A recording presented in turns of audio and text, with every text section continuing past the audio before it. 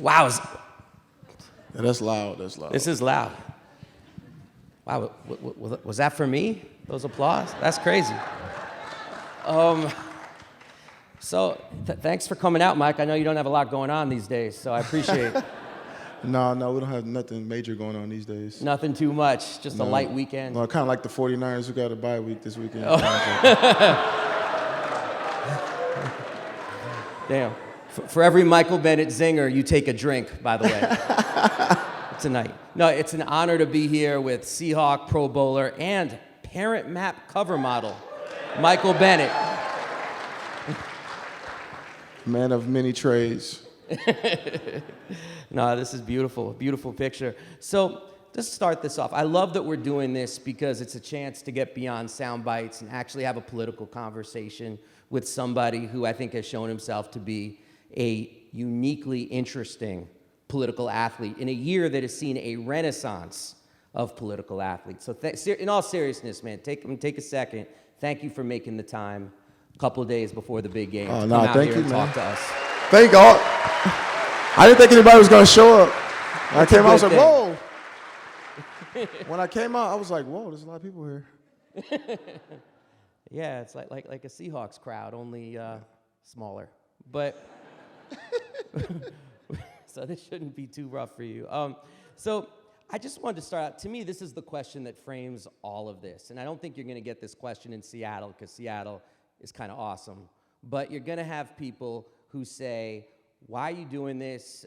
Shouldn't athletes just shut up and play? What do you say to that statement when people say athletes should not be concerned about politics, should not speak about politics, they should just shut up and play?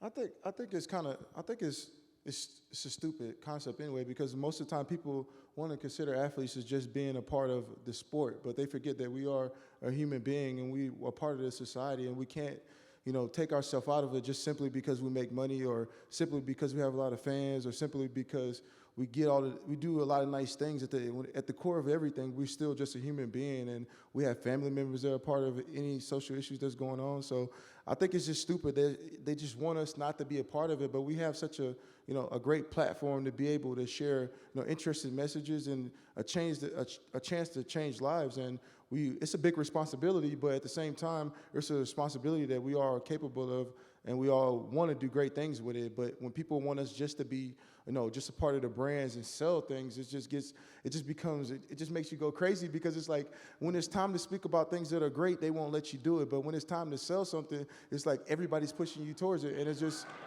and it sucks sometimes. Yeah, it's so interesting when you think about Roger Goodell and the NFL. Yeah, we're going to go there, by the way. And about what they think over on Madison Avenue about all these NFL players who've spoken out, who've made gestures during the anthem, who've spoken out at press conferences. Because the NFL, as people might know, is sometimes called the no fun league. They'll fine players for wearing the wrong color shoelaces, spitting the wrong color tobacco. And yet, during these protests, the NFL has been hands off. Do you think that's because they are supportive of athletes speaking out, or do you think it's because they're scared if there will be a backlash if they? I think it's a little bit of both. I think it's that side of it where they're silently, being a part of it and letting the guys do what they want to do. But it's also the issue of I think there's a big chance that there could be a lot of backlash, because there's so many brands that's supporting and pumping money into the NFL, and certain things are touchy. You can't really talk about certain things when it comes to certain brands. So, with a lot of players too, it's a touchy subject too, because at the end of the day, everything in America is about your brand right now. It's about your Twitter, it's about your Instagram, it's about your Facebook. In a time period about this, you really can't, once you say something, you can't take it back. And if all of a sudden you're a Bernie Sanders supporter and you lose fans, you can't all of a sudden change and say you're a Barack Obama, or you don't have time to change anymore like you used to, because your message is just spread out. And I think the NFL is definitely just wants to stay out of it, because they don't want to have their brand, attached to certain things. And yet you're doing press conferences wearing a Bernie Sanders baseball cap. So. Well, for me, it's kind of one of those things where it's like, I don't really care, really, honestly, because at the end of the day, I can't really live my life worried about, what people want me to be or what I should say. It's all about what I feel. And I think that's what makes me a human being and makes me a part of what's going on, because it's like I feel it and I have to talk about it, because if I don't, then I wouldn't be being myself. You know, there's a lot of people, you know, in the show business world, celebrities that really can't be themselves. They never, the whole time they're acting. Well, for me, it's just, I'm just being me. If I see something and I'm a part of it, if it's an issue and I want to talk about it, then I feel like I'm obligated to speak upon it. Yeah. What you just said, it sounds so much like this famous quote, my favorite quote actually, from Muhammad Ali, who once said, like, the press was hounding him about, why do you think this about the civil rights movement? Why do you think this about Vietnam? And he got so frustrated and he just looked at him and he said, I don't have to be who you want me to be. Exactly. Yeah. So let's get to the nub, as my friend John Carlos likes to say. Everybody I know who is political, and I'm sure most of the people in this room have an origin story.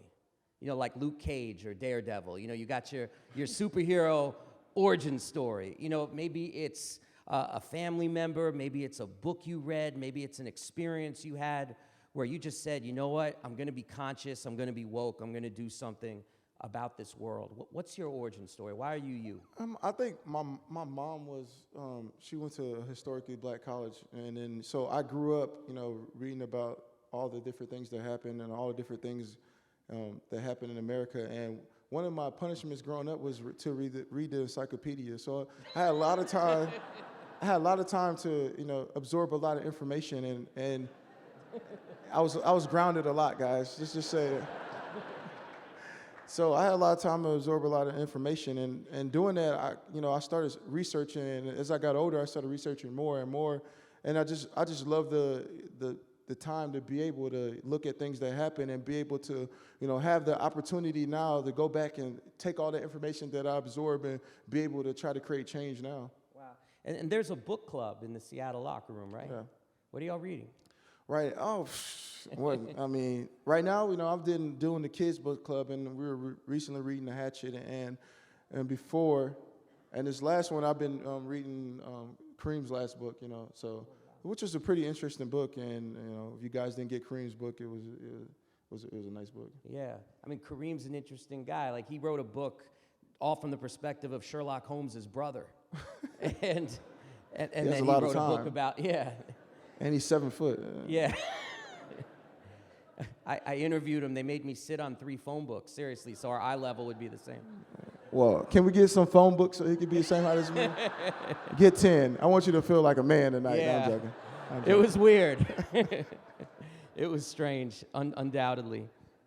It does raise a question, though, about, you know, the Seattle locker room. I mean, it just seems, and I think people here would agree with me, that it seems atypical, to put it mildly. It seems like a uniquely open place, especially by NFL standards. And is that because you have a coach and management that's like, let's just let the room breathe, or is it because there's a set of individuals in there who are uniquely open-minded, or is it because maybe you're in the city of Seattle and it's just something in the oxygen? I think it's a little bit of all three, honestly. But you know, when you have a coach like Pete Carroll who has been in some of the craziest neighborhood, you know, going into South Central, you know, getting players to come play for him, and, you know, going all across America and walking into, you know, a lot of African-American homes and telling their parents that I'm going to take care of your son. You know, he's built up his trust there, and he understands that people are different. And I think a lot of times in the NFL, or just coaches in general, they want the player to personify who they are. You know what I'm saying? So when you have a coach that's uptight and you have a coach that has certain things the way that he does, players tend to want to be there. If they want you to wear a suit, he wears a suit. He wants you to wear a suit. But P is totally opposite. He's an open-minded person, and him being able to be open-minded has let people, you know, be their true self. You know, you see it in business. You look at Google, Amazon, and all these businesses, Facebook, and they're letting people dress the way they want to dress, letting people talk the way they want to talk, letting people bring their kids to work. And that's all Pete is doing. He's creating an atmosphere where people can be themselves. And while doing that, he has opened up a lot of doors for guys to speak upon issues that are going on. And we have a locker room that's full of tons of characters. You know, literally they're characters. We've got a lot of guys in there. And, you know, now that they have the platform to actually speak their mind, it's letting them grow into men. And I think a lot of times, you go into situations where they want you to be a man on the field, but they don't want you to be a man off the field. And that's hard for people to grow.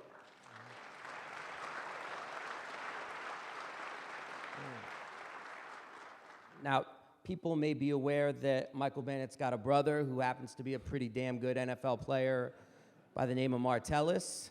Clap if you even knew that he has a brother, Martellus. I'm pretty sure they saw the E60. It was the most watched E60 ever. Really? Yeah. Is it the one about your brothers is the most watched E60? Yeah, it was about both of us. Oh, okay, yeah. My bad. The two Bennetts. Yeah, it was about both of us, the most watched. Now, I'm sure you guys speak. I mean, people often hold up the New England Patriots as like the model franchise. They frankly make me itch a little bit. But I forgot where I was for a second. My bad. That's a touchy subject. Yeah, a little bit. I mean, is it different in Belichick land in terms of like locker room culture? I think so. I think it's one of those things where he just don't want people talking about. You can talk about whatever you want to talk about, just don't talk about what they're doing on the field and what they're going to be doing in the game. And it's smart if you think about it. There's a lot of times where I go look at what a guy says, and I'm like, oh, they're really going to do that. Like, he just told us just told us the game plan. And Belichick doesn't like that. He just wants you to, if you have things that are going off the field, you can talk about it. My brother, it's a perfect place for my brother. He loves football, and then on top of that, he could be himself. And that's all a human being can ask for, really. That's really good. And people, I'm sure, are aware, Bill Belichick, he wrote this letter to Donald Trump about how much he loved and supported him that got read the week of the elections. And this is quite a crowd, my goodness. And it was so interesting because later that week, it was Patriots, Seahawks. Yeah. It was the only loss the Patriots had all year with Tom Brady starting. starting. God bless America. No, I'm joking. Yeah. And I was watching that game wondering if, the Patriots were a little bit side-eyed to their coach, like, man, it's been quite a week, Bill. You want that 100%, huh? Yeah, give you 60. Yeah, still give him 60. But honest question, though, how would that have played in your locker room if you knew that the coach was basically like waving pom-poms for Trump that week and then came in and was like, all right, fellas, let's do this? I don't know. I think it's one of those things where you want him to be able to, say what he believes in at least. But at the same time, I think you're going to be a little disconnect because you're like, well, there's a lot of stuff going on in America right now. How could you support that, coach? But at the same time, you have this job. And I think it'll just be like a crazy dilemma. I don't know how those guys did it. I didn't ask my brother. Because I thought it would be a long story. And I was like, let's not go there. But I think it'll be a hard thing to talk about because at the end of the day, it's something that's touching a lot of people, and it's going to change the outcome of our children, and it's going to change the outcome of America, whether it's good or bad. Something's going to happen there, and when somebody comes out and says something like I said, he has to stick to it, and at least he stuck to it. I respect that about him. Yeah, I mean, but the other thing too we got to say is that the Belichick-Trump thing. That is a pimple on the butt of the politics of this NFL season. I mean, this has been and less attractive. This has been the most politicized NFL season it has been. Ever. It all started with a knee, too. It all started with a knee. Yeah. And that gets to my question to you. Is like, what was your reaction when you just first heard that Colin Kaepernick was taking a knee during the anthem and then talking to reporters about structural racism in the United States? I actually know Kaepernick pretty good. So, I wasn't surprised, but when I was actually surprised more about the outcome of how it changed what people thought. And for me, it was one of those things where it was a conversation that needed to be had. It was people needed to have that. It's been such a long time, and there's so many things going on, and I think so many people in America are in different populations. If you're in the South, you grew up different. If you grew up in Seattle, you grew up, it's different up here than where I'm from in Texas and Louisiana. So it was one of those things where in Seattle, you might not see as much of the stuff that goes on down south. And for him to actually start a conversation, not only just a conversation within the NFL, it was a worldly conversation. This guy had everybody talking. Whether it was they didn't agree with it, it was a conversation. And that was the greatest thing about it. And, when he started that, it was what I liked about it most was that it brought the young people together to start talking about things. I think for a long time, the young people were just worried about, the Kardashians and stuff like that. So, everybody wanted to, was Bruce this or was he this? And it was like, I don't know what to call him now. So it was like, and it was one of those things, and it was one of those things where it brought everybody just to have the conversation, and the conversation, it was a good conversation because everybody was talking about it. I turn on CNN, I see it. I turn on ESPN, I see it. Food Network, they were talking about it. It was just, it was something that, for a long time, I just think that it was good that people started to pay attention to the things that are going on. Because if you really think about it, you think about Emmett Till, you think about all these things that happened, and a lot of people didn't get to see it because there was no Periscope and there was no Snapchat and there was no Instagram. Now information is just at the snap of a hand, and people can be a part of something that they were never a part of. People weren't a part of the people getting hosed down. They saw some of it, but to actually see it like as it's happening, it changes your mindset on things. And I think it was a conversation that needed to be had. And yeah. And one of the coolest codas, if you will, or footnotes to the 49ers season was their GM, Trent Baalke. It's well known he was feeding the press this idea that Kaepernick was dividing the locker room. And after the season, the team voted to give him the Team Courage Award, showing... and Trent Baalke got fired. I mean, at the end of the day, the difference between Kaepernick and everybody else, I felt like, was like, everybody has their idea of what America should be like or their idea of what something should be, but nobody's willing to actually go out there and stand on that line. Mm-hmm. He stood on that line, whether it was a fine line that people disagreed with or people agreed with it. He actually stood on the line. So you got to give him respect if you didn't like him or not. He did something, and no matter what happened, the people wanted to kill him, the people burned his jerseys, he stayed true to his path, and forever I'm going to have a lot of respect for him for that. Wow. Now, I don't like him as a quarterback. That's a whole nother story. I'll sack him all the time, and, it doesn't matter. Hit him out of bounds. But as a man, I have a lot of respect for him. Yeah. You brought the sacks to Kaepernick. Yeah. So talk about, I know that, and I'm sure I'm not alone in this, but when Kaepernick started to do his thing, first sitting, then taking a knee, everybody was like, what are the Seahawks going to do? No, what's crazy? One of my friends, she's here right now, Ruth and Bill True. I was at their house when I was talking to Kaepernick, and we were talking, and she was killing us. I was like, I'm talking to Kaepernick right now. I'm trying to talk to him right now. I was outside for hours, and so it was a big conversation because it was players from all over the league, and it was like 30, 40 players, and we all were just talking, and we were talking about what we were going to do, and it was such a big thing. And the crazy thing about it, at the end of the day, people were arguing, and like I said, I told them, I was like, at the end of the day, do what you feel is right. It doesn't have to be taking a knee. It could be doing a backflip. Whatever it is your point of making a stance, let it be. We don't all have to agree on what the ideal of what we need to do, but we all have to agree on the message. And the message was that there was a lot of racial injustices going on in America, and as long as that message was, outsourced to everybody, it would be great. And I think, but with the media, they play so much into, more about the need than they did about the message. And I think that was, that's propaganda at its best, but that was what we were trying to do. And within the Seahawks locker room, literally Coach Carroll had us together. We talked for hours as a team.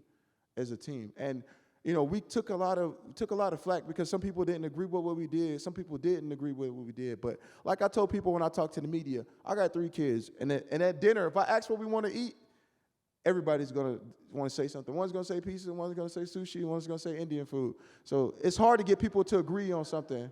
But at the end of the day, we all agreed on one thing. And I felt like that was a big start for any group of people to actually agree on one thing. We all agreed to lock arms because we wanted to bring the community together. I felt like people felt like for a long time it was a disconnect between white and black. There was this white side of it where people saw some of it and some people wanted to help change it and some people ignored it. So there's a lot of white players in our locker room who wanted to step up, like Hashka. He was one of the main ones that wanted to do something because he's from a different America than where I'm from. You know what I'm saying? Yeah. And we're all from different parts of America, but we're all American. And at the end of the day, we all wanted to have something that we all agreed on, and it took hours. I mean, it took hours. It was to people where people had tears, and it made me realize that at the end of the day, no matter how big and bad the things that we do on the field, at the core of it all, we all feel the pain that everybody else is feeling, and that was, to me, was one of the greatest things. It was one of the greatest experiences in my life. To me, it was better than the Super Bowl, because. Wow. I mean, because the Super Bowl, it's great. Don't get me wrong. I plan on going there in Houston this week, but it's something about when you could get a bunch of people or even a bunch of men to sit down and actually, when you built in America right now where what being a man is evolving, and for people to be emotional about something or actually have an idea, and you finally you sit next to this person for 4 or 5 years, and then finally you talk and you joke, and then finally they open up, and it changes your mindset, because it's like, wow, I never know you felt like that. Like, dang, we all really are brothers. Like, I didn't know you felt like that. And then for me, it was just one of those things where I would always remember that moment for the rest of my life. Wow. And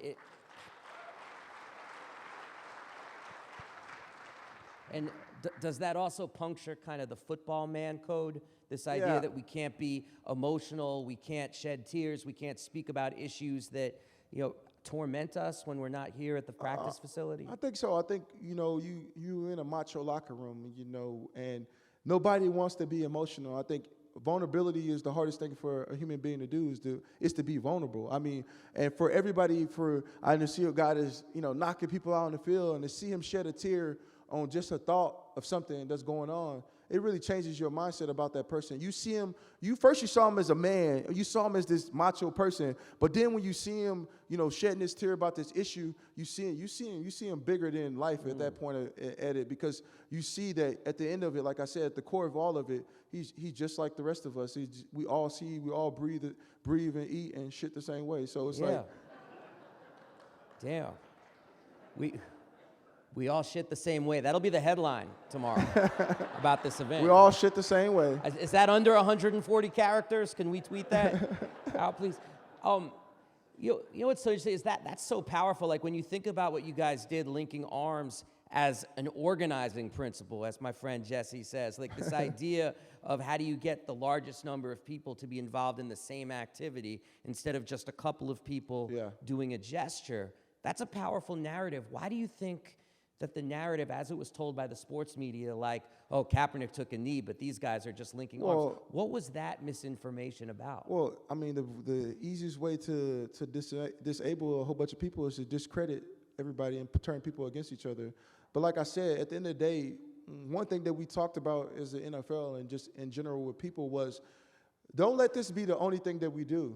Mm-hmm. Because at the end of the day, it's going to be about the organic truth. And the organic truth is about how we really play in the seeds in the communities that we're a part of. And for the Seahawks, it's something we live and breathe. We're one of the most, organized, team or group of people in the NFL. We all are a part of some, organization, or we're a part of something that we're giving back to.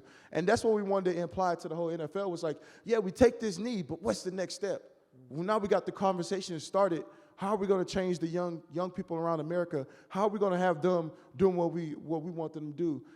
If all of a sudden I'm on this taking this knee, but at the same time I take money from McDonald's, what's making me different? What's at the end of it all, what's making us different? Like, if we're going to talk it, we gotta live it. And the hardest thing for people to do is to live it. I mean, that's the question. The thing that when you say you're going to do something, and all of a sudden you see us taking a knee, and now people want to check the facts. What are they doing? Are they in the community? Are they giving back? What type of man is he? If he's doing all this, does he take care of his wife and his kids the same way? So at the end of the day, it's hard for people to go out on that line and be vulnerable, because once you become vulnerable, America's coming for you. You know what I'm saying? So you have to be ready for it. Yeah. I mean, I'm thinking of some of the threads that we've already covered, like whether it's the media saying Kaepernick's dividing the locker room, yet the team votes to give him the Courage Award. The media said, oh, the Seahawks aren't doing anything political, and yet you guys are having hours-long meeting and talking this stuff through. We meet with the district attorneys, governors, mayors,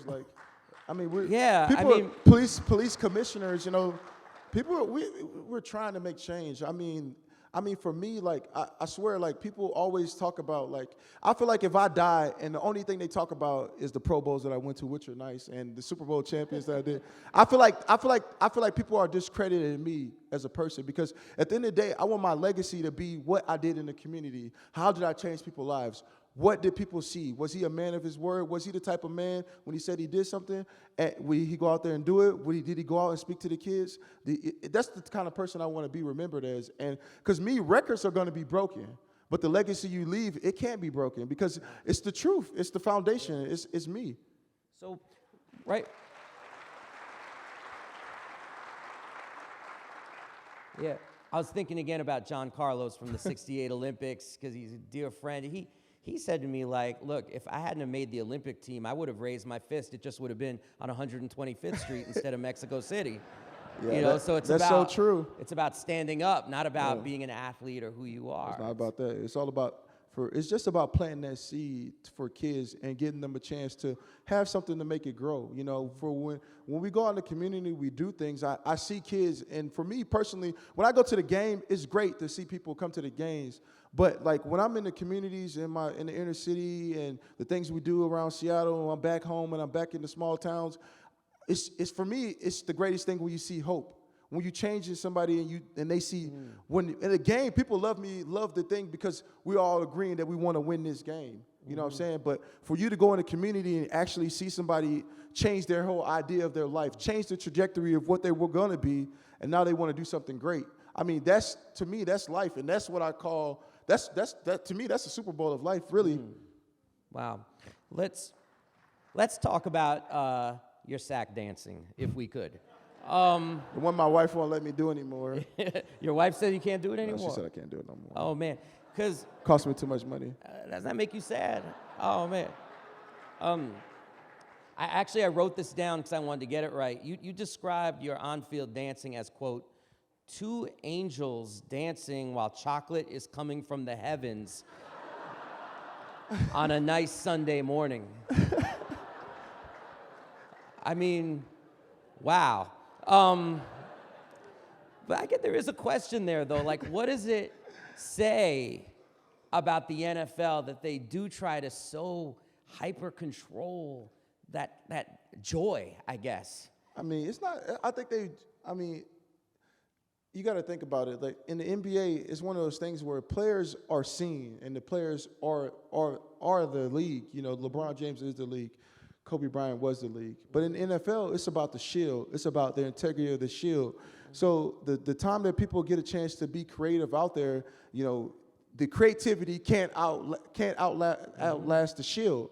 The shield is the most important thing. So the NFL doesn't want too many people doing crazy things because all of a sudden these people become their own platform. And no, that would not happen. The platform is the NFL, and they want to keep producing and keep producing. I mean, it's a great business model. I can't knock them for it. But at the same time, you have to let us be creative and let us do the things that got the league to where it's at.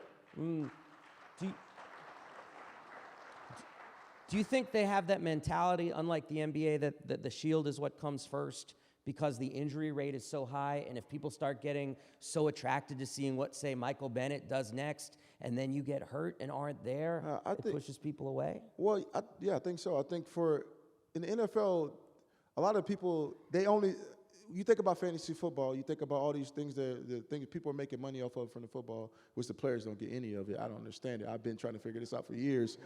But people don't, I feel like sometimes people don't see people as human. I see people talking about, I watch TV and they just like, oh, just get rid of this guy. And I'm like, that guy has a family. Like, he has kids in school, he has a wife. And sometimes I think the fans, not that they do it on purpose, but they don't see the person as a human being. They see him as a player. They look at the person and he tears his ACL. Like, he can come back in 8 months. I'm just like, he tore his ACL. Like, that's like he could get laid off so easily. And I think sometimes there's a disconnect between reality and non-reality what's really going on, because at the end of the day they see the player catch the ball, but they don't see the injuries that people deal with. They don't see the divide in the family, the time he spends away from his family, and they don't see him as being a human being. And I think the NFL needs to do a better job of showing that. And like you said, if they do that, then people become in love with the player, and they become in love with people love the players, but they don't love their injuries. You know what I'm saying? Like, they don't love that a player has CTE. They don't love that Steve Gleason is in a wheelchair, you know what I'm saying? Or a guy breaks his neck. They don't love that. They love the touchdown, but they don't love what comes with it. Because at the end of the day, everybody believes that these guys are making a deal with the devil. You know what I'm saying? The deal with the devil sometimes is great, but when it comes calling, it's one of those things where people don't have sympathy for you. Yeah, who's the devil in this case? What is the devil? The devil is the pain in the league, the pain, the things that come with the injuries that you deal with the hip surgeries, the knee surgeries, the possibility to wake up and play in a game and think like, shit, I could lose my brain. Like this, yeah. I mean, that's crazy, because you think about the word concussion. It's a word that's softened what the injury really is. Yeah. The injury is an injury on the brain. It's traumatic brain injury. It's a traumatic brain injury. Yeah. Like, the normal American has a concussion, they're done for 2 to 3 weeks. They're at home in a room. But in the NFL, you push to play on Sunday. Mm. So, but a lot of people don't see that part of the league. They don't see that. They just in love with the fantasy part of it, because it is fantasy. Guys to get 300 yards in a game, but it's not. It's a nightmare when you have CTE. Mm.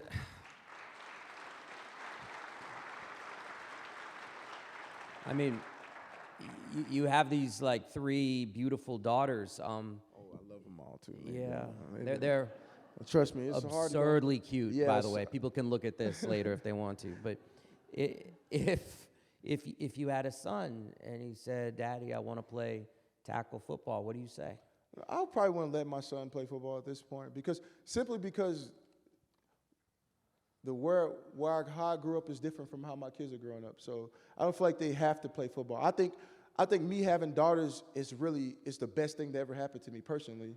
A lot of people judge me and say, they discredit me, or they'll say, well, you don't have a son.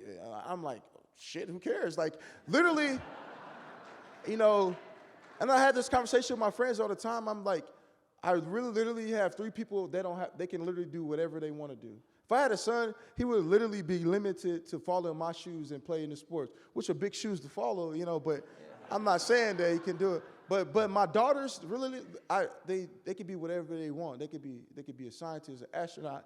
My daughter wants to cure things for malaria. My other daughter wants to be a dentist. One daughter wants to be a veterinarian. It's just that creativity to now that they really can be what they want to be. And I enjoy that, because now it's like, and my wife is like, you're like the perfect person to have daughters, because I have great patience too.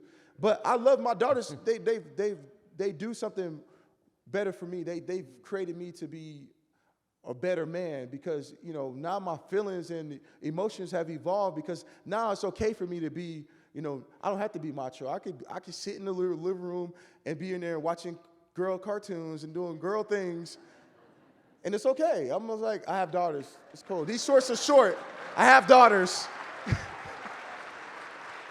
Yeah. But I love my daughters. I think my daughters are really, they're going to be something greater than me, because the things I did are just in sports realm. They really have a chance to change life. So I'm excited about it. Every day I tell my wife, I'm like, oh, I can't wait 7 more years. She's going to college and she's going to be this. So I enjoy it. Yeah. There's this famous quote, Buster Mathis Jr., who was a boxer, asked his father, Buster Mathis Sr., who was a boxer. He said, "Daddy, should I box or play football?" And his father said, "Son, please play football, because nobody plays boxing." Ooh. And it seems like, and this was a quote from like 30, 40 years ago, and it seems like today we got to update that. Yeah. Because you don't really, now that what we know about CTE and concussions, especially in youth sports, do we really play football anymore? Life. Yeah. And do you think we're going to a place where football is going to become practically gladiatorial, where it's only people who grow up in circumstances that they're looking to football as a way out actually play it? I don't think so. I mean, if you look at how the NFL is made up, is 90% of African Americans, and most of those African Americans come from places that a lot of people in this room would not want to be going to. You know, the jungles of America, and though their circumstances have made them, you know, the type of people they are, which, you know, sometimes it worries me and the things that we talk about in the NFL because, you know, all of a sudden you grew up in this place, and I think sometimes people don't realize some of these athletes have grown up 22 years in a certain type of America. Then all of a sudden they push into this environment that they have never been into. You know, you take a kid from, you know, Miami-Dade County, and you put them in a place like Texas A&M. You take them out of an all-black place and then put them into where they're all the minority. Some people aren't ready for it to understand how to work with that, you know, their environment. And, you know, you worry about guys that all of a sudden they have this 22 years of this certain type of way that they're living, and now they push into this pedestal to be something greater than they might not be ready for. The time that's calling them to be, that it might not be the time for them to be that person, to be the role model that people want them to be. And it's scary because, you know, people don't wait. They don't, if you make a mistake, then that mistake can weigh on the rest of your life.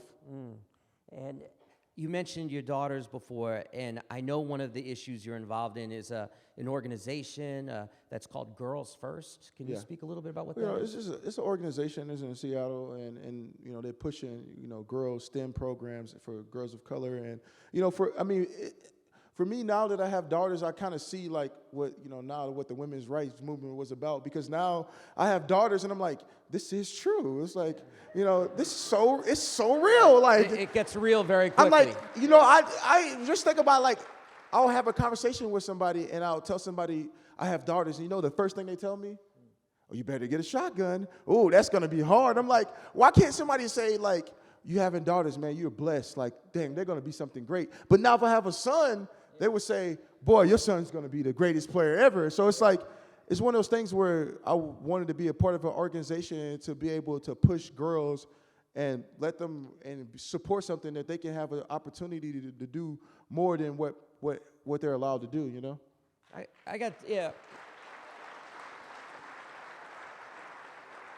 And, you know, I have a 12-year-old daughter, and I do hear that too. You better get a shotgun, as if your role as a father is to police your daughter's sexuality. And I'm like, I don't need a shotgun. If anybody messes with my daughter, she will fuck them up. Right?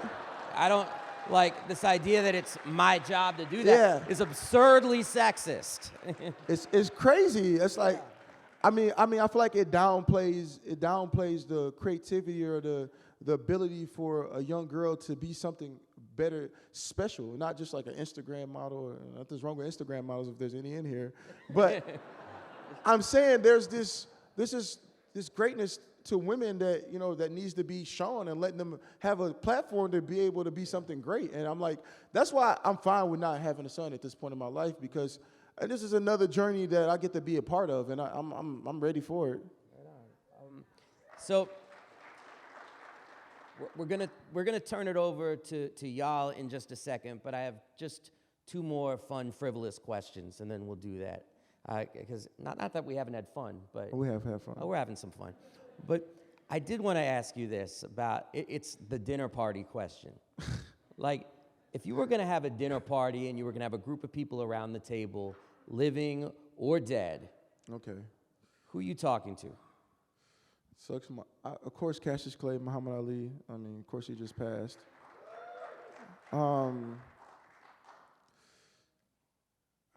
man, there's so many great people. Malcolm X, of course. Gandhi. I would say Jesus, but just like that's such a, like, everybody says Jesus type of thing. You know what I mean? I'm just like, I don't know if I want to say Jesus at this point. Not that don't get me wrong, I'm religious, but I'm saying this, Jesus is obviously somebody I would want to meet if I could. So he's already invited to the other dinner party. Yeah, sure. Yeah, so this dinner party, we got, Nina Simone, because she's my favorite singer. Oh my God. I love Nina Simone. I love her.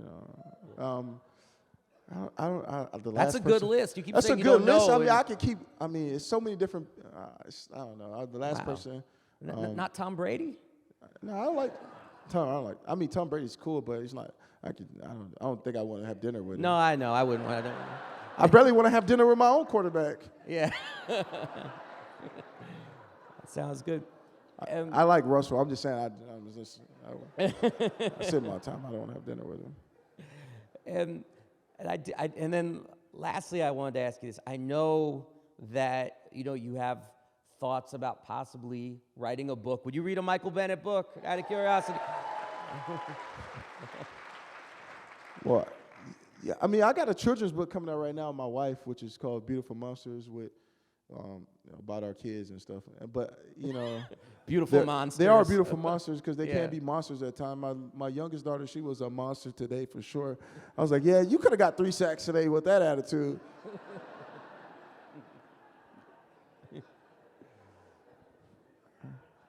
But parenting. I don't know if you want my parenting tips. They consider whoopings. Day 1 whooping, day 2 whooping. Get them right. So, if you wrote, don't. You're not gonna get a whooping. Yeah. Then whoop them then. I mean, whoop them. If you wrote a political book, what you don't want to say? You're keeping the title under wraps. I'm keeping the title under wraps because he's talking about my book that I'm doing right now. So it's like Okay. I don't want to share it just yet. You like it though. You like I love the title. I'll just say it was. Can I just give an approximation of what it is? Yeah, you can. Yeah. It's basically called like How to Make White People Uncomfortable, which I thought was. Yeah. I thought it was, I liked it. Well, everybody, give it up for Michael Bennett, please. Thank you, guys.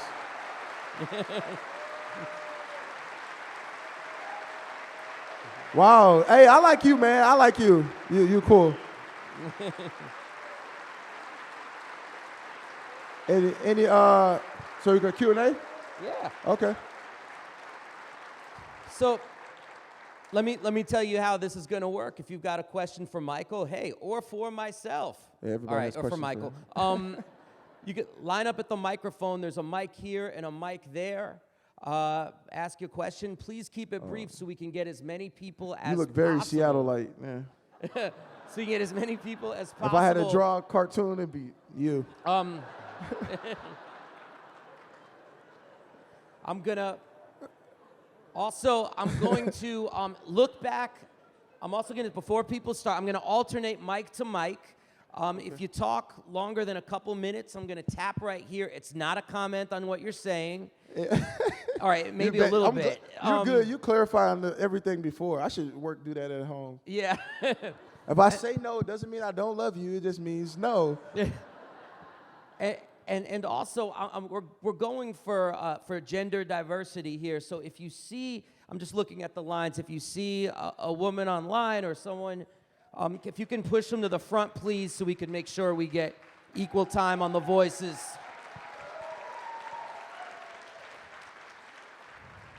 Like, for example, I see someone third right there. If maybe you could go to the front right here. You didn't like that, huh? See? I'm women. I'm joking. But we will start with this gentleman right here because he did run up to the mic with a fury. He looks like Seattle, man. He looked like a cornerback blitz. Yeah. He's investing in REI. So our president-elect famously likened his expression about grabbing women's genitals to locker room talk.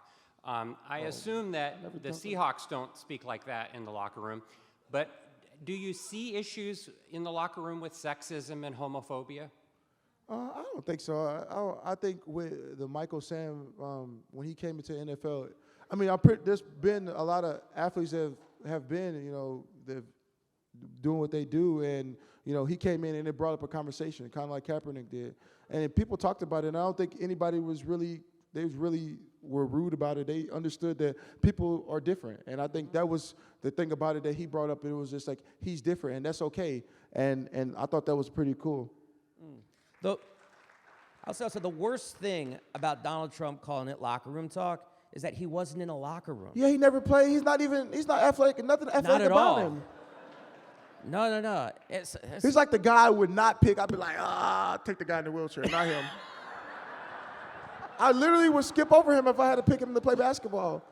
Oh, man. Last one. Yeah, please, go ahead. Who were your role models growing up? Oh, my role models growing up, well, my parents, of course. There's so many. Jim Brown, I loved Jim Brown growing up. Just local people. My mom and dad, well, I had good role models, man. My mom and dad were excellent people, and to be able to have a chance to actually to live with my role models was the best thing ever. And now growing up, and now I tell kids all the time, now, dealing with a lot of kids and stuff like that, and I always ask the kid, I said, why do you like me? And they say, oh, because you did this and you sacked the quarterback. And I say, wrong. That's the wrong reason for somebody to be your role model. Like me because of the things that I've done in the community. So I tell the kids, when you pick a role model, make sure that person is the person that they say that they are. And so it's kind of hard, being a role model now, because I'm like, I must do what I say I do.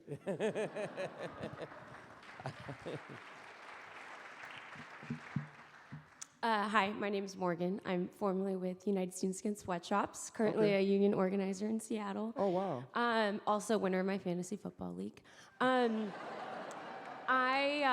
really like everything you're saying today, and I was just wondering, I think it's exciting that players want to make changes, and I'm wondering if you're involved in the NFL Players Association, and if so, do you feel like there's space to radicalize that association to make, demands of folks at the top of the NFL, team owners, to be making changes?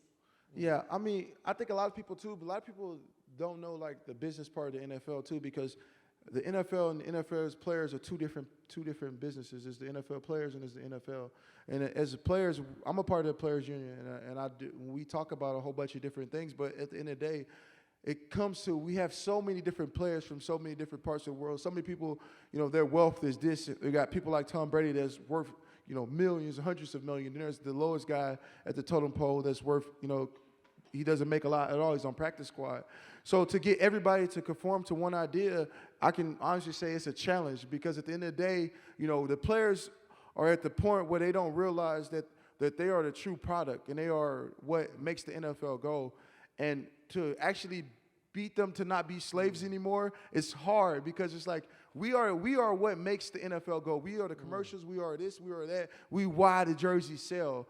And it's hard to get everybody to do that. And I don't know how long it's going to take before we all agree on something and we all agree that, that we could take over the NFL and do exactly what we want to do like the NBA.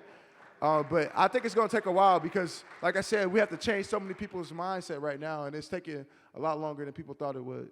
Like I said, I interviewed Brian Mitchell, great NFL player, and he was talking about why unions matter. And he said, we are so exploited in the NFL, and people don't think that because of the salaries, but like take a restaurant and you got a cook, and a cook cooks a steak. In the NFL, we're like the cook and the steak. Yeah. We're just like, we're cooking ourselves. We really are.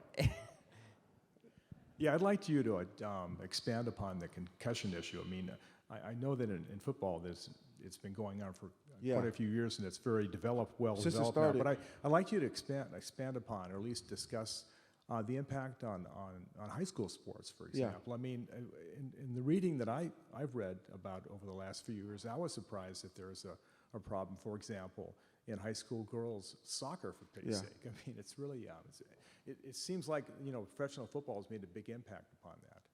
I think professional football has kind of been at the forefront of the issues, because I think people can actually see what's happening to somebody. They can see somebody's body deteriorating right in front of their eyes.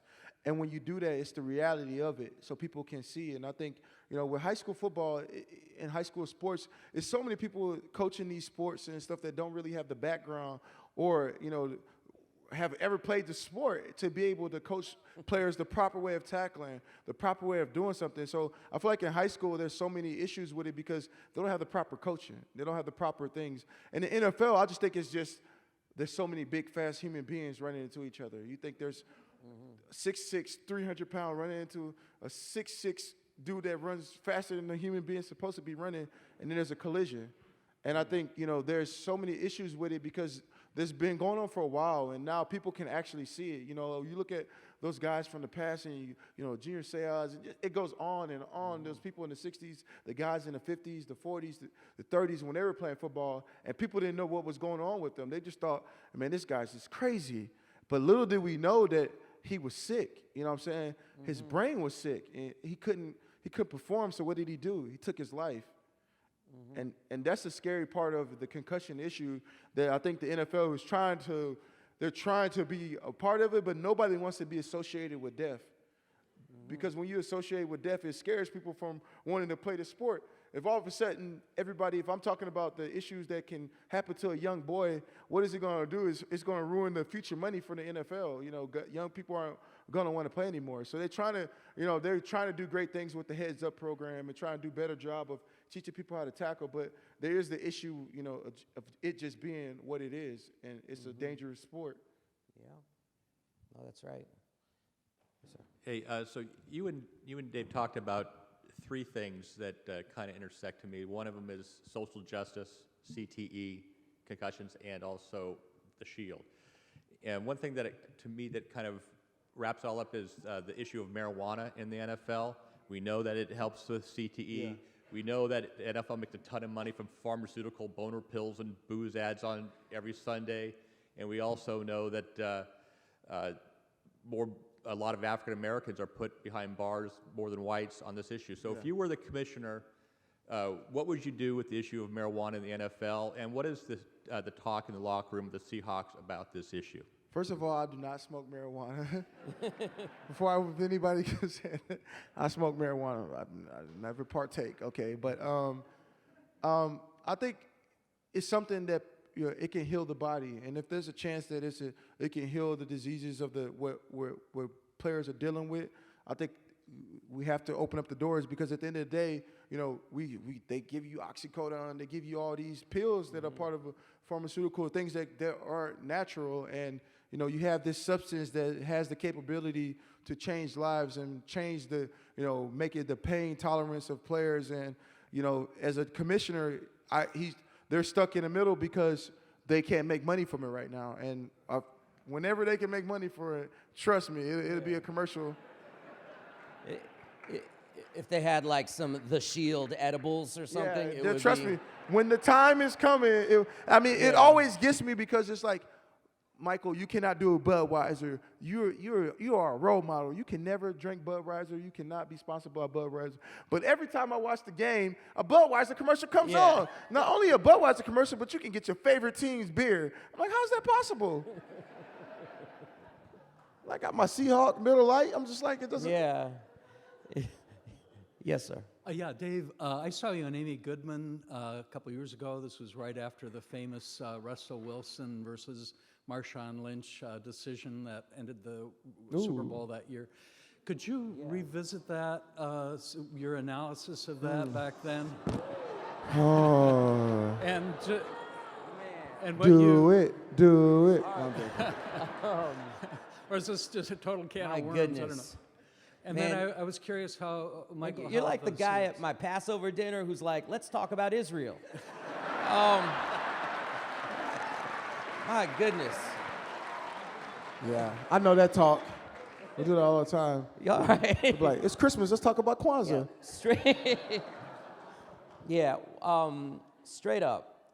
And I have no problem saying this at all, is that I thought the decision to not give it to Marshawn Lynch at the goal line was a bad decision. I think it was a bad decision. You think it was a bad decision? But at the end of the day, you live and die by the gun in the NFL. Yeah. Because if he caught the ball, we would not be having this conversation. We wouldn't have this conversation. And then it would have been the greatest passing ever. I think when we all could talk about what would have happened if we would have done this. What if he would have fumbled a snap? Yeah. And we wouldn't have got the ball. You know, it's one of those things where it's always a what if in sports. What if he went left instead of going right? Yeah. And it was also this idea, and Marshawn Lynch talked about this himself in the off-season in an interview he did. It was like it was like he was doing an interview like in Serbia. Like it's a very interesting YouTube. I told Marshawn the other day, I was like, for a guy who doesn't like TV, you have been on TV a lot. He bust out laughing. I'm like, you have been. I'm tired of watching you now. And it's just this idea of this narrative of the NFL about who they want to be the hero, and this idea that if Marshawn scores that touchdown, then it's Marshawn Lynch who's, he's about that business, and him being the Super Bowl MVP and him scoring the winning touchdown, and about whether or not psychologically there was a barrier to people wanting to see that get pushed through, of Marshawn being the guy. Man, who I gets get what bathed you're in saying. glory. I mean, I feel like there was this whole argument, within that. Was Russell Wilson? He had this marketability, and he was this type of person, that role model. Then you have this guy from the hood, this guy with gold teeth, and he is, he's what people are scared of. If you walk in the elevator, a lot of people would go the other way. You know what I'm saying? And that's the kind of argument I felt like people were having around America, and there's this issue between like good black and bad black within a lot of things, but at the end of the day, I just think it was just a call. Pete called the call. Now, I don't think he really came down to the issue of Pete's a winner. I know Pete, he's a competitor. He just wanted to win the game, and he thought that play would have won the game at the end of the day. Mm-hmm. No, I hear that. It's But the media is good at what they do. You gotta make something. You gotta have a year's worth of something to talk about. I get it, Dave. I get it. Yeah. I have this weird feeling that 2017 is going to be the year of the Seahawks' revenge against the Patriots at the Super Bowl. I just like the weirdest. It's just like this thing that keeps popping in my head. It pops in my head too. Okay. Well, before the next question, can you do me a favor, man? Take a picture of us just as we're sitting up here. Yeah, you'll do great. Wow, he's so ready for this. He's like, I've been waiting. I took 700 selfies today. Yeah, no selfie. You just take a picture of us as we're talking. Thank you, sir. This is important. Yes, ma'am. Being the athlete that you are you willing or prepared to turn down endorsement deals I've to done support your belief? I've done it already. I've done it tons of time. Like for my organization, for my foundation, we do a lot of stuff with food, and I've turned down tons of lucrative opportunities simply because I don't agree with what they're selling, and it's like I can't go out there and support this sugary diet. I mean, this McDonald's. I don't eat McDonald's, so why would I go on a commercial and all of a sudden I'm selling this idea to kids that the way that I get ready for the game is eating McDonald's, and that's just not the truth. I eat organic. I'm not gonna lie. Right on. So it's like, I've turned down tons of deals simply because it's not who I am, and that's at the end of the day, you got a short chance to make a lot of money, and then there's certain times in your life where you got to make a choice, and I think a lot of guys don't want to make that choice. That choice is a hard choice because at the end of the day, you have to live up to it, Right on. Man, give me my phone back. He's trying to take my Look phone. at through there. Don't stroll left. He's Dave's all like Round of applause for the young man at the front. Thank you, sir. taking all kinds of pictures on your phone. This is to send my son, who doesn't really believe that I'm here talking to you right now, which is, I'm serious. Oh, and next question. After the election, we saw from NBA coaches like Steve Kerr, Greg Popovich, and Stan Van Gundy a lot of really outspoken statements against basically Trump and the evangelical movement, et cetera. And I was wondering what you think makes the NBA more inherently progressive than the NFL, which seems to be almost regressive. Because I think if the Donald Sterling thing happened in the NFL, there's no way he would ever have lost his team. Yeah. But before you answer, could I just say really quick, unless I'm wrong, and I think I'm absolutely right, this is Moose Bigelow on Twitter. He's like my favorite Twitter follow, Moose Bigelow. Thanks, Moose. Awesome, man. Oh, please. I mean, do I feel like the NFL is progressive? I think they react to what's going on in America. If there's a problem, they're going to be on the reaction side of it. They're not going to go out and do the research and find out what needs to be changed. Do I feel like it's their job to do that? No. Mm-hmm. But do I feel like it's the job of the players to keep up with it? Because at the end of the day, the NFL is going to be what it is. It's a business. It's a business of something. And at the end of the day, the players are the ones who have to bring up the issues, and we have to keep bringing them and knocking on the door until somebody opens that door. And that's how you create change. It has to be enough people willing to, like, for example, like talking to Aaron Rodgers, and he always tells me, like, man, Michael, I wish that I wish I can do what you do. You know what I'm saying? Because at the end of the day, he's from a different part, and does he want to stand on that line? You know what I'm saying? And enough players have to go out and stand on that line to create change. And until that happens, they will never do. We can't hold the NFL accountable if we're not being accountable. Wow. And it's interesting too. I got to say, like, if you look at the athletes this NFL season who've stood up, I think the NBA athletes have a lot to learn from what the NFL athletes have done over the last 4 or 5 months. I mean, it's been incredible. It's incredible.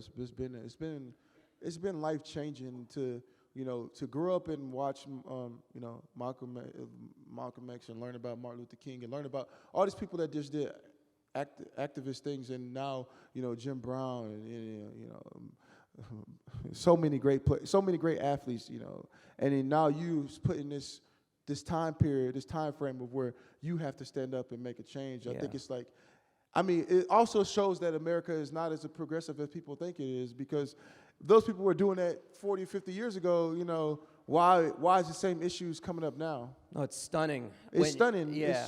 It's super stunning, because at the end of it all, it's just like, when is enough going to be changed? And I think there's so much that goes on, and not enough people are willing to make a change. But now I feel like it's going to be a change, because I feel like now it's not just like African Americans, it's not Mexicans, it's not white people, it's not Chinese people, it's not Asian, it's not Indian. It's people in general standing together and are like, no, that's not gonna happen anymore. And I think that's how you make change. It can't just be like one part of it to disagree. It has to be the whole to say that we need change. And I think that's where it's going now. That's why I get so frustrated when people talk about the next 4 years with Trump in office, and they act like it's already done, that we're headed towards this incredible period of reaction, as if we have nothing to say about whether that takes place or not. I think as if we're not a factor in that. Well, people want to consider themselves as being powerless. But that's not the truth. We have so much power. We have so much creativity. We have so much ability to actually go out.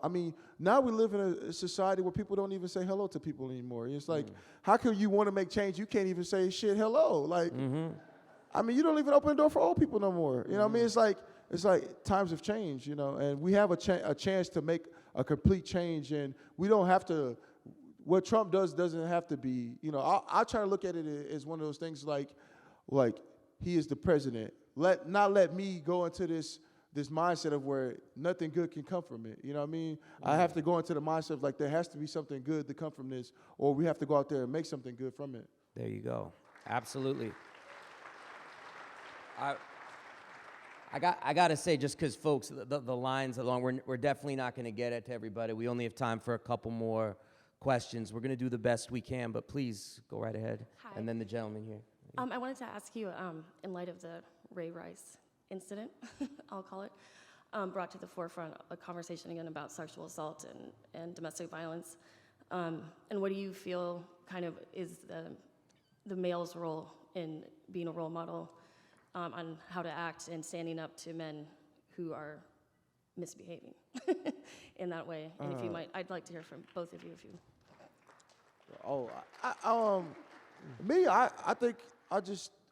I think what a man has supposed to be has been evolving. You look at the 30s, what a man was supposed to do. I know talked to my grandpa, what a man's supposed to do, and then it's like now it's a whole different time of what a man's supposed to be. But I know one thing a man's not supposed to do is to beat a woman, and that's just something that the NFL had to stand up for. There were so many. The crazy part about it is that there's been players that have beat their wives way before this. You know what I'm saying? But it took the social media to actually make change. And it wasn't, to be honest, it wasn't the NFL that made the change. See, this is when I say people have power, because it was America that made it happen, because they were the ones that were outraged that this incident happened and there was nothing happened from it. And at the end of the day, I just feel like the NFL had to make a stance, and they made a good stance of making sure that people don't do it anymore. But at the end of the day, it's like, how could you putting your hands on a woman or putting your hands on anybody should never be acceptable.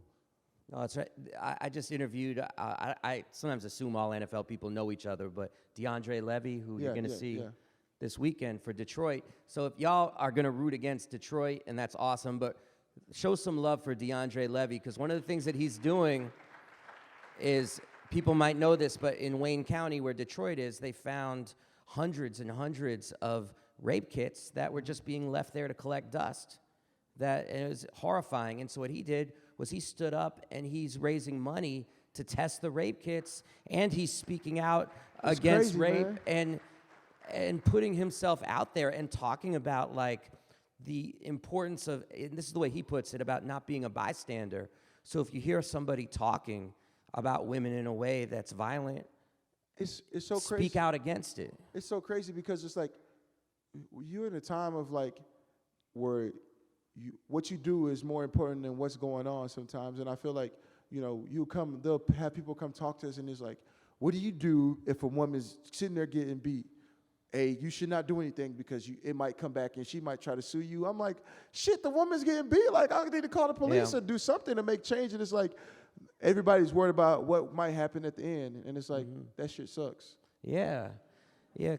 Cover your ass is not a good life philosophy. Do the right. No, it's like, I'm like, if I see a woman getting something happen, I'm gonna try to make sure I call the police or make sure I'm there till it's finished or till he gets in trouble. I'm just gonna try to help out as much as I can. Yeah. Jump in the middle of it. I'm just like, well, how am I supposed to just sit there and let that happen?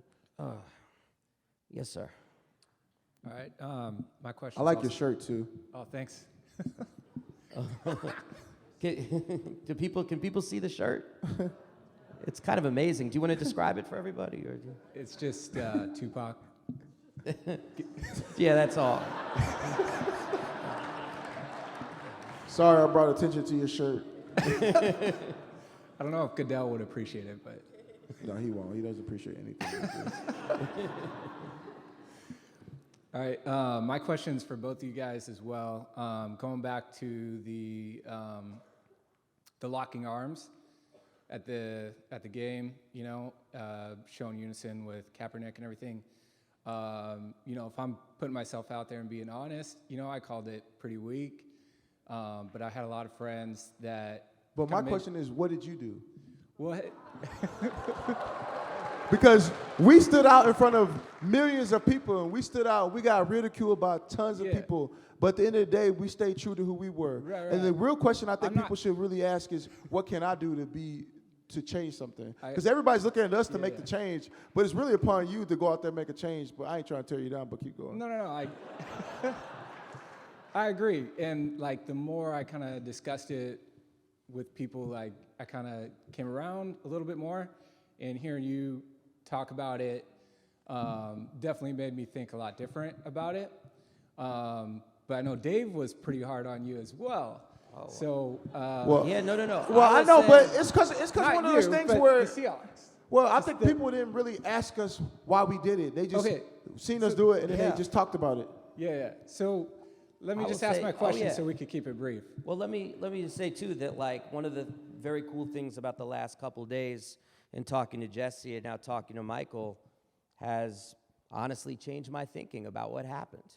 And I think there's always a risk when you do a gesture that somebody can then take and commodify and alter the message. So like the NFL Network can show the Seahawks linking arms and say a message of unity without saying what it's unity for, which is a lot tougher to do when you're like raising a fist during the anthem or putting down your knee during the anthem, because then there's no mistaking that you're taking a stance against the flag and whatnot. But it's like the way to think about it in terms of how do we, because you got to think of the locker room like a workplace.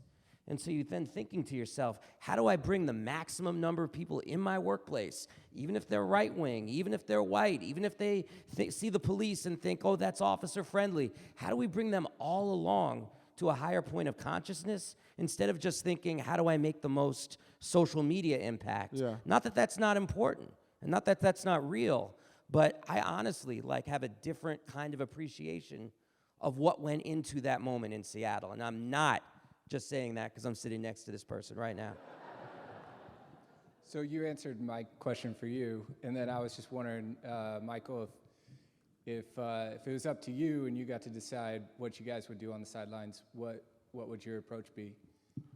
Not that you disagree with what you guys did. I actually helped make the idea up of the Lincoln Arms. I thought, for me, it was one of those things where I wanted to include everybody because it was so many people, like I said, so many different personalities, and I think people failed to realize that we didn't just want to have just the black players doing something because, that would have been great, and we would have kept a great message too. Not saying that was wrong, but we wanted to include everybody because it was guys that didn't want to take a knee but wanted to do something, and we didn't want to be divided on what we all wanted to do. We all wanted to make change. At the end of the day, the Lincoln Arms was the thing that everybody wanted to do, and as a man, sometimes you gotta respect what other people's issues are. But at the core of it all, like I said, everybody wanted to do something.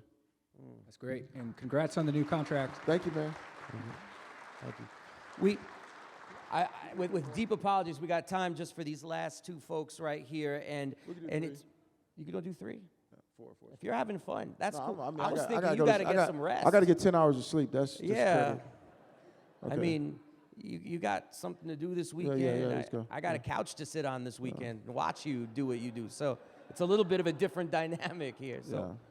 But, all right, Mr. Bennett, so I am wondering, right now, you said, obviously you're on this amazing platform where you can voice and talk about all these social injustices, and they're heard. But when you do enter retirement, what are you going to do? And also, what are you going to help encourage younger players coming into the league, maybe even undrafted players that aren't necessarily heard of, and encourage them to help cross that line or step on that line? And also, when you're in retirement, how are you going to continue with that? Well, I'm just going to continue being me. For me, it's not an act. This is what I'm living. It's not like all of a sudden I go to this spot and I'm just going to change. I'm continuing living the life that I'm living right now. Like I said, this is a life of doing exactly what I always wanted to do. Create a foundation, be able to create change, keep working with the young guys. You got to understand, I was an undrafted free agent too. So we want to create, a society or a locker room environment where guys can, voice their opinion. And that's what we're trying to head at now is, if you guys got something you want to talk about, we're here to support you. We're here to make something for you to do. And while doing that with the NFL, we have created so many different avenues through the programs that we've created, for guys to be able to do what they need to do. Okay. Also, what's with the shoulder pads? I gotta know. What's with the shoulder pads? I don't like protection. I hear you. All right, thank you. Just a joke. Goodness. Yes, sir. Thank you. Michael, we know you're from the South. Dave, you've used y'all through this whole interview. I thought you were from Texas. I'm from New York City. Yeah, New York City. New York City. Okay. I'm a hybrid, man. Well, then maybe this question is best for Michael. Tex Goldberg. Go ahead. You've been talking about regional differences, areas of America that are different. What do 2 or 3 main differences you see from the South and the Seattle area, Northwest? You can have some fun. Black people? No, I'm joking. no, I'm not. I'm just joking. I'm joking. But no, I think it's just a different environment. I think how I look at Seattle's or the Northwest is an area where I feel like there wasn't that slave Civil War type of environment. So I feel like this was an area where it was a lot of new people coming in and creating new things. And in the South, it was this thing that's still going on. It's this line that's still there, but people don't really talk about it. And the South is just different. It's definitely more of a black and white type of thing. We're growing up in the South, and here I don't feel like it's like that. I feel like it's more of an open. People are more open and people are more liberal and being able to voice their opinions. In the South, I feel like there wasn't that type of platform for people to do that. And I grew up in Texas, and in 2000 there was somebody hung. You know what I'm saying? So in Jasper, Texas. So it's a lot different. And for me to come up here is I know there's so many players I see that played in the South and now they moved here and they don't move back. So that says a lot about Seattle. So the South is just different. There's no comparison between the two. There's just you can't compare, this area that's been a certain way for hundreds of years, and they still have this, you got to think 1950, 1960 wasn't long ago, and there's still certain areas that you can't go to, so it's just different. Yeah, I interviewed George Foreman, who's from Houston. Yeah. And he said to me that when Muhammad Ali joined the black Muslims, it scared all of us.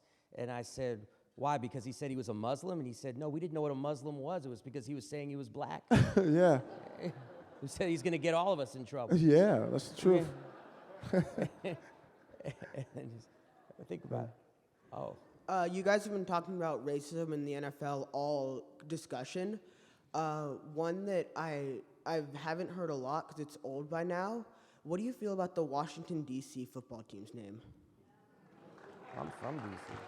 Well, it's crazy because, my brother-in-law is Native American. I don't think the name should be there. I think it's a name that, you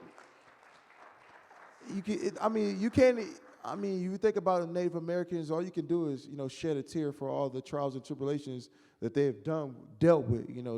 A country that used to be theirs is not theirs anymore. And for them to look at a logo as it's just racist as it can be. I've never seen anything more racist. I definitely think they should change it. I don't know when it's going to take and how long it's going to take, but it would be. That's another thing. If the name needs to be changed, you know who has to change the name? The fans. If the fans don't go to the game, that name will change the next day. But everybody can say they have an issue with it, but that stadium is still filled up every Sunday. So until people are like, you know what, I'm not watching the Redskins anymore because they need to change their name, I swear, I bet you if they lose a couple $1 million of a couple games, they're not good anyway, but if they were to lose money, it would change the day. It would change the same day. That's why I say people have power, and we think we don't have power, but we have all the power because we control what's happening. Absolutely. As someone who lives in D.C., let me just say thank you for saying that. It's disgusting. It really and is the name disgusting. needs to change. Yeah. It's a symbol of genocide. And It the idea is. that we celebrate genocide every Sunday by going to a football game, I mean, it's a monstrosity. And the fact that it was named by an owner who was an arch segregationist and the team was the last team to integrate in the National Football League makes it even more disgusting. It makes it so disgusting. Yeah. Also, I mean, Dan Snyder, the owner of the team, is Jewish. I mean, if he likes identification, cultural appropriation, and identification so much, he should just call the team the Foreskins. It's like, I mean... What would the logo be, though? The logo would be crazy. That would be... We'll just put a whale on there. Yo, think about the hoodies. Yes. That would be... I don't know about that one. So how are you? You got time for I got another? one more. Yeah, all right, we're keeping this. We're sorry to folks online. We're keeping it short. With a couple more folks.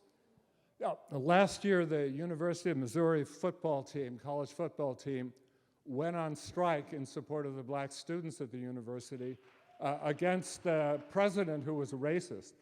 And unlike situations in factories where the owner can threaten to move to Taiwan or to Mexico or wherever, they can't move the football team to Mexico, and they'd lose $1 million a weekend, and the guy got fired. It was an amazing example of collective power that is untapped among potentially in the future for acts of resistance among college football players. And I know Richard Sherman had talked about the fact that he thought players in college should be unionized. And it seems to me that that might be an area where NFL players in the future can help those organizations and create power that can manifest itself against racism and for the better America, for the better angels of our nature. Yeah. Well, You've spoken about was that a question, or I feel like you gave us an answer. Yeah. Good point. What do you think of that, Dave and Michael? I think you're right. Yeah. Mea culpa, you got me. But no, it's good stuff. Do you think that's something that we'll see more of, and that we should see more of? I just throw that out. I mean, I think you'll see more of it. You take Garfield High School. You take all these kids are starting to realize that they have power, and You know, you look at the 60s when people start to realize that they have power, things started to change. And you see kids now, you know, schools changing, people are changing because they're realizing that they have power. And I think that's going to just keep growing because with social media and people, before people didn't have to have a conversation with the president, didn't have to, you know, speak to anybody because he was untouchable. But now with social media, he's very touchable because he has to answer to what people are saying about the school. So I think people using their power and their platform and social media is definitely going to make things change a lot in the next generation. Right on. So last one. Hi, Michael. I ran into you at a Cascade Bicycle Club breakfast last year where you... that was fun. Yeah, that was fun. And Michael was nice enough to give the keynote there, and that helped raise a lot of money for the Cascade Bike Club. And I brought my, you remember those T-shirts that somebody printed up that showed Michael riding the bicycle? Yeah, I didn't make any money from that, but keep going. Right. So I brought mine, and he was nice enough to sign it. And then he mentioned that he didn't even have one. So I went out and got him one and brought you one here today. Let me see who manufactured that so I can get my money. Thank you, man. I appreciate it's 2XL. Oh, yes. I actually slimmed down, you know, XL. Oh, thank you, man. I appreciate that. Right on. And last question? We got to give, Oh, this has been just a great conversation. So, thank you. What's your name? I'm Dr. Susan Kleiner. I'm a high-performance nutritionist. Oh, wow. I know your friend Bernard Watkins very well, and I've worked with him. So I'm familiar with your organization for girls to go and learn about STEM. What I do is I work with all athletes, but I particularly love working and supporting athletic females and female athletes. And we know since Title IX, young girls and women have had so much more opportunity that when they get to participate in sports, they're more successful in the job and in their personal lives and for the rest of their lives, for their health and fitness. But the problem in the world of female athletics is that while young boys and men are told to get bigger, and that's part of their body image, young girls and women are always told to get smaller. And that's very misogynistic messaging within the world of female athletics. And so with your three girls, I wouldn't doubt that they have athletic genes. Are you aware of any of this and the kind of messaging, you know, the body shaming that Serena Williams has gone through, the horrific stories that have come out of that these women who are great athletes, what they have been told, what they have had to live through, and what they've had to discover in taking care of their own bodies and their own lives, and how you see the world of female athletics. We even now have a professional women's football team. Yeah, but they're in lingerie, though. If that's not misogynistic, I don't know what is. Right, exactly. You know, well, so we, you know, in all, you know, the NBA has started to reach out to the WNBA, and we're seeing a little more, but really the story is the messaging to little girls about their health and wellness and fitness and how they see themselves in the way that young boys, you know, are told about taking care of themselves. What are your thoughts on that and impacting that from your platform? Well, you know, having daughters, I think you see that and you watch TV and all you see is skinny women and bikinis, and then you watch another commercial and then there's another skinny woman eating a burger. I'm like, but that's called juniors, so I don't know if that's gonna make you look like that. But I think it's a crazy issue because it's one of those things where, you know, not only in sports, it's just the world in general. You know, women are supposed to look a certain way, women are supposed to act a certain way, women are supposed to dress a certain way. And, you know, how do you change that? I'm not sure. All I try to do as a father is to ensure that my daughters know that however they look, they're beautiful to me. And I think that's how I try to make my impact, is like, you know, try to make sure that my kids are, you know, well equipped to understand that they're beautiful women, no matter how they look, how they dress, that they should be happy but within who they are. And how do we not take the last question? I know, how do we not I mean, take the last question? Look at this. It's unbelievable. Are you all have the same question? No, I don't think so, but... Okay. You can't reach the mic? Can you reach the mic? You got your extra books you sit on? Yeah. Dave got a car seat in the car. We'll bring it up. Some phone books. Yes. Due to the Electoral College, a voter in Ohio would have more power than a voter in, say, Seattle. What do you think of Wait, did you think of this question or somebody else told you this question? Because whoever told you that, they need to come up here right now. I'm joking. Go ahead and repeat your question. What do you think of the power imbalance because of the Electoral College? Gracious. Okay. All right, we're gonna run through the juniors real quick. She won the national spelling bee too. Yeah, I'll just say very quickly, I mean, the Electoral College, historically and factually, is a legacy of preserving slavery in this country, Yeah. to give disproportionate power to slave states. And so if we believe in this country that slavery belongs in the dustbin of history, then the Electoral College belongs in the dustbin of history as well. What he said. Yeah. And now we've got two young men behind you. Two young men behind you. Yes, that was a great question. That was a great question. Are you guys asking together? No. Oh, geez. Okay. Run through them quick, young men, please. Did you think of racism when you were a kid? Did I think of racism when I was a kid? I mean, I grew up in a place that's just different from here, so it was something that I seen. You know, I'm originally from Louisiana, so, huh? Oh, I didn't say it didn't exist in Seattle. I just said it's different.